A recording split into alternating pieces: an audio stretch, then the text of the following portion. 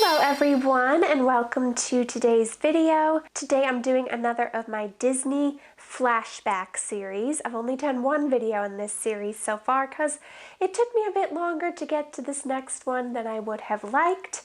But if you didn't see the first one, I will link it up in the cards for you and also try to link it in the description box so you can check out that one where I went back and watched Snow White and the Seven Dwarfs and let you know my thoughts about it. But basically, this series is going to be just that. I'm going to be going back and rewatching some of the classic Disney animated movies that I haven't seen in many years, or as we get along, some of them I may have seen more recently, but I will be sharing my thoughts on them with you, especially the ones that I haven't seen in a long time. And I'm starting with oldest, which was Snow White and the Seven Dwarfs, and working my way up through the years. I have decided that I'm not going to do every single one because we'll just never get through it all. Plus, I want to do the ones that I'm really interested in, either rewatching because I haven't seen them in so long, or that I just really enjoy watching. So next up in the series is Pinocchio, which was made in 1940. I don't think I've seen Pinocchio since I was a kid, and so it was nice to be able to go back and rewatch since it's not one that I've seen in a very long time. And I don't have anything Pinocchio themed, so I just went with an overall Disney theme for you for this video with my Walt Disney mini ears shirt, because I have not had the opportunity to wear it anywhere else yet. And I have matching little mini earrings. And then the only way that I could kind of incorporate Pinocchio is that I painted my nails the color of the Blue Fairy's dress, which is kind of a pale blue color. So that's the best I could do for theming for you. But make sure that you are subscribed so that you can see what video I will be talking about next. But let's dive into the thoughts I had while rewatching Pinocchio. So because of the fact that I hadn't seen it since I was a kid, I had a general idea of the story in my head, but didn't remember many of the details about the story. Similar to the Snow White movie, it had the classic old-style Disney intro. Actually, it might be an old-style intro for just movies of that time, where it goes through all the credits at the beginning with some music behind it, and then it ended up opening with a storybook, just like Snow White did, which was the storybook of Pinocchio. And right off the bat, it starts with the song When You Wish Upon a Star, which is kind of considered, or maybe it is officially, and I just don't know it, but I know it's considered to be the Disney theme song. So you'll hear it in Disney commercials, and it's used in just a lot of Disney theming as their kind of medley. It also kicks off with Jiminy Cricket right away, kind of as the narrator. So he's right there with the storybook at the beginning, talking you through things because he was there, but he's giving it from a narration perspective as well. But I did notice that along with the Pinocchio book, there were two other books, which were Peter Pan and Alice in Wonderland. I'm pretty sure those were made potentially decades after Pinocchio. I would have to check my timeline to see if that's correct.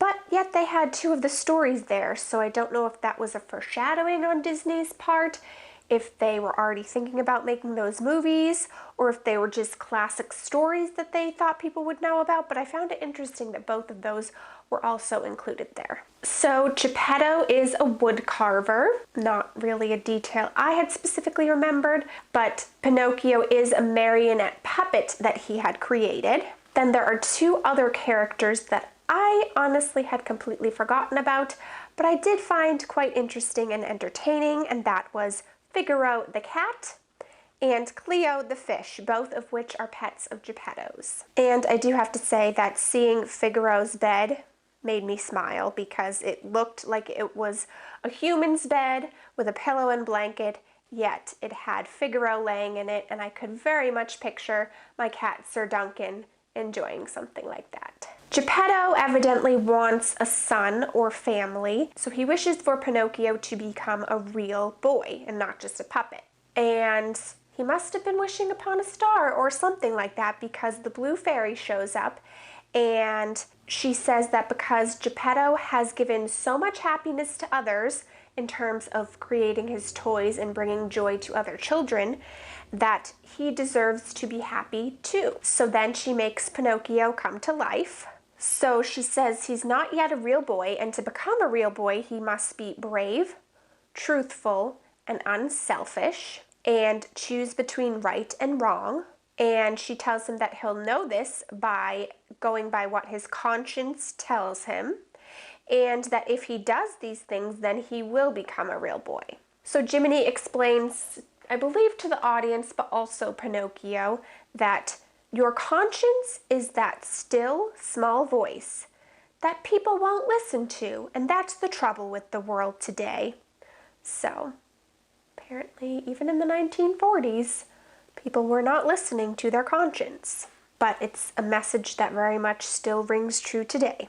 When the blue fairy hears him say this, she asks Jiminy if he would like to be Pinocchio's conscience. And he says yes, in hopes that he will be awarded a medal. And he says, always let your conscience be your guide. Oh, and then he's explaining to Pinocchio what about temptation. He says temptations are the wrong things that seem right at the time. And then there's another song that comes in, that's the whistle song, which I did recognize and remember the song, even though I haven't seen the movie in ages. And either that's just because I seem to really remember songs well from when I was young, or it's possible I heard it in the Disney parks or other things related to Disney. Considering that Pinocchio came out in 1940, I don't know if that was also when the movie was supposed to take place or if the movie was supposed to be set even earlier. But in looking at the gadgets and things that Geppetto made out of wood, whether they be puppets or other things that almost seem mechanical that he had made then, they seemed to be pretty elaborate for the time. But I'm no historian, but it just seemed like the gadgets he created were pretty elaborate. It seemed as though Figaro and Jiminy Cricket were a bit of the comic relief for this movie. So the villains of this movie are Gideon and Honest John, and then there's also the Coachman, which I'll get to in a bit. But Gideon and Honest John are hoping to sell Pinocchio so that they can make some money. They plan to sell him to Great Stromboli, who is a man who puts on a puppet show. And they do end up selling Pinocchio because he falls into temptation and gets mesmerized by fame and, becoming famous. So he goes with them despite the fact that he's supposed to be going to school and Jiminy's warnings to him. So he's sold to Stromboli and then performs by doing the song Got No Strings, which I have also heard before. So the idea is he's a part of this puppet show, but is a puppet that has no strings. And one quote that I found interesting that Pinocchio says, I think it was Pinocchio and not one of the villains, but I wrote it down as a quote that I thought was interesting, is, "What does an actor need with a conscience anyway?" I did find that the character of Pinocchio is very naive to the world, and basically Gideon and Honest John could tell him practically anything, and it would be a matter of seconds, and he would just be going along with them, thinking it's a fantastic idea. But I also had to remember that he was brand new to this world, so it makes sense for him to be a little bit naive. To highlight the fact that Pinocchio doesn't understand the way the world works is, after he does the puppet show, he wants to go back home with Geppetto, and the Great Stromboli's like, no, you cannot. We have to go on to our next destination, and I'm going to put you in this cage so that you can't go anywhere else. So then Pinocchio is caged, and the Great Stromboli says that when he gets too old, as in Pinocchio gets too old, he will make great firewood. And that's when Pinocchio kind of says, maybe this wasn't such a good idea. I do have to say that the Blue Fairy reminds me of Glinda, the Good Witch from The Wizard of Oz, just in her appearance and character. She does say to Pinocchio, "A lie keeps growing and growing until it's clear as the nose on your face," which explains Pinocchio's nose growing when he lies. She also said, "A boy who won't be good might just as well be made of wood. As far as the nose growing, because that's such an aspect of Pinocchio's character when people referred to him, I really thought it was involved more in the movie. I thought it happened multiple times and that Pinocchio lied a lot, and that's why his nose would grow a lot, because that seems to be what everybody remembers about Pinocchio. And I just thought it was much more of a significant part of the story than it actually was. So that was interesting. But then this next part's where it gets a little strange. And this part, maybe I blocked it out, maybe I thought it was scary as a kid, I don't know, but it's definitely a part that I didn't remember at all. And that is that the coachman, so Pinocchio ends up getting away from the Great Stromboli. But then he falls for Gideon and Honest John's traps again, because they look at it as, oh, great, we can get even more money because we found this coachman who likes to buy little boys and take them to this island.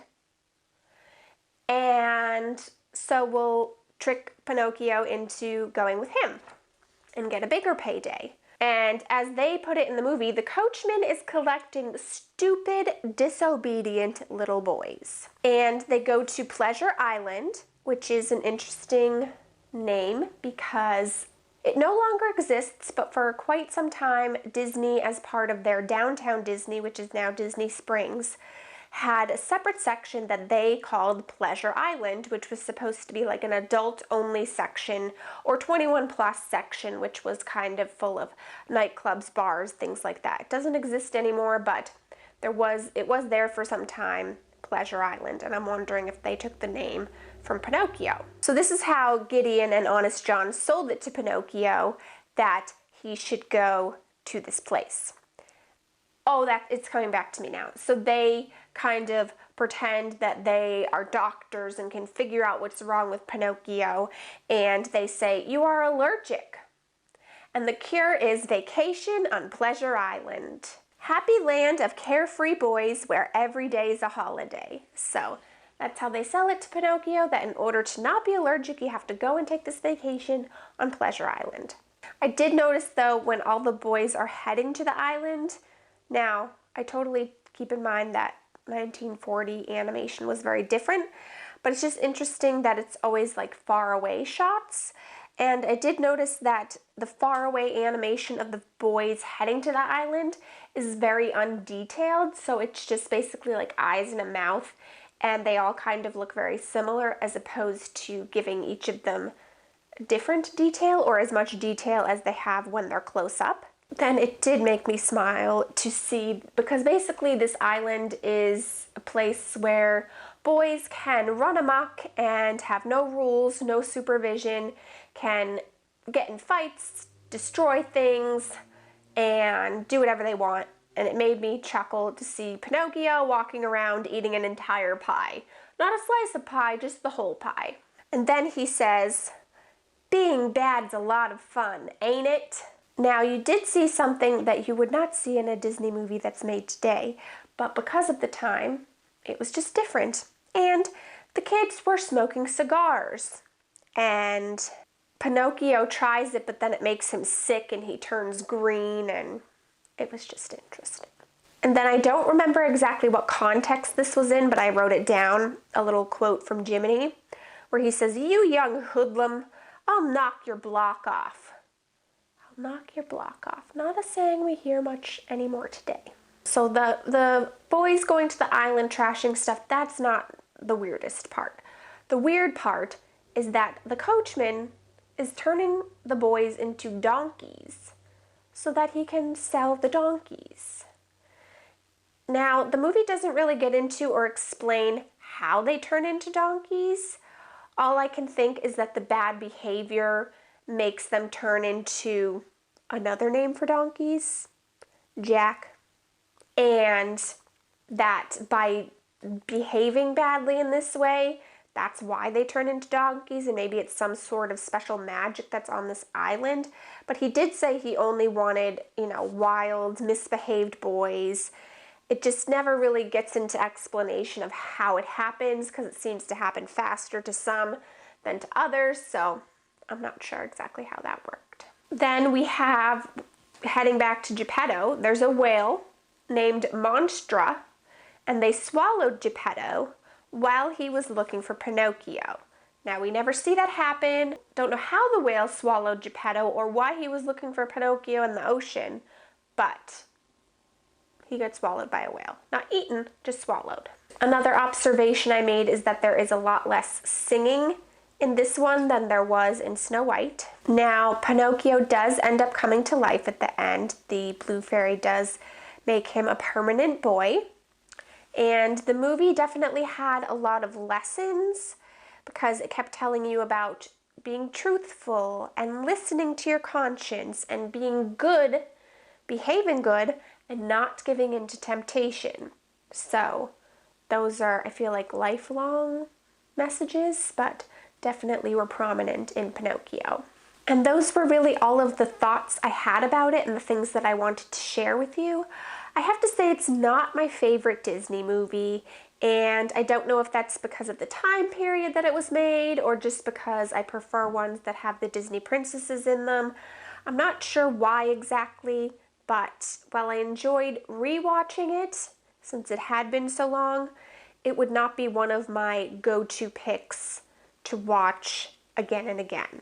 But let me know, have you seen Pinocchio? Has it been a while? What do you remember about it? Is it a favorite for you? Not so much a favorite? I'd love to know your thoughts in the comments. Thank you so much for watching. I will try to get to these sooner than I did last time because I know I did the Snow White one last year in 2019. So I'm going to try to be better about sitting down and watching these. I didn't think it would be hard for me to sit down and watch the Disney movies, but I just need to make it more of a habit and more in my schedule so that I can get these to you sooner, especially because there's so many, it's going to take a while to get through them all. Please give this video a thumbs up if you did enjoy it and are looking forward to seeing more Disney movies, and I will talk to you soon. Bye!